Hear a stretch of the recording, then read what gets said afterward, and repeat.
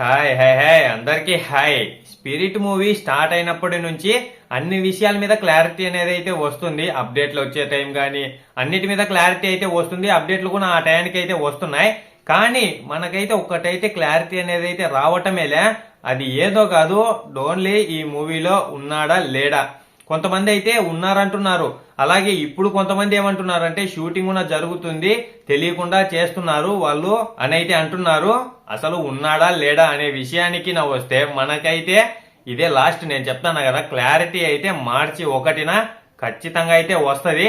ఇంకా మార్చి 1న ఏ అనౌన్స్మెంట్ కినా రాలేదంటే ఇంకాడికి ఆయన లేనట్టే. ఈ మూవీలో, స్పిరిట్ మూవీలో అయితే మార్చి 1నే. ఎందుకంటే ఆ రోజు అయితే ఆయన పుట్టినరోజు. ఇంకా వస్తే ఆ రోజు అయితే ఆయన లుక్ అయితే రిలీజ్ అయితే చేస్తారు. ఇంకా లేదంటే గిన ఇంకా రానట్టే, ఇంకా ఆయన లేనట్టే. మామూలుగా అయితే చాలా వరకు స్పిరిట్ లో ఉంటాడు అనే న్యూసే వినపడుతుంది. ఉండే అవకాశం కూడా ఉంది. మనమైతే ఏం అనుకోకూడదు. ఇప్పుడే మామూలుగా సందీప్ రెడ్డి వంగ గారిని ఎక్కడన్నా అడిగినప్పుడు ఆయన అయితే మాట దాటేసుకుని అయితే పోతాడు. మిగతాగా అందరి గురించి చెప్తాడు గానీ ఈయన మ్యాటర్ వచ్చేసరికి కొంచెం మాట దాటేస్తాడు. అందుకోసమని బాగా అందరూ గట్టిగా ఫిక్స్ అయితే అయిపోయినారు. కానీ దీనికి సంబంధించి ఆయన అయితే ఏం క్లారిటీ అనేది అయితే ఇవ్వటంలే.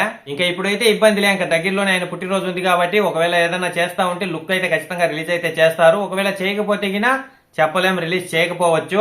కానీ ఉండే అవకాశమే చాలా వరకు అయితే ఉంది. మరి చూడాలా ఎలా జరుగుతుంది, ఏం జరుగుతుంది అనేది చూద్దాం. ఒకవేళ ఉంటే లుక్ రానివ్వండి, వచ్చినప్పుడు మళ్ళీ మనం అయితే ఖచ్చితంగా మాట్లాడుకుందాం. దీని మీద మీ అభిప్రాయం ఏంటి ఖచ్చితంగా కామెంట్ అయితే చేసేయండి. ఉంటే బాగుంటుంది, ఉండకపోతే బాగుంటుంది అనే దాని గురించి అయితే.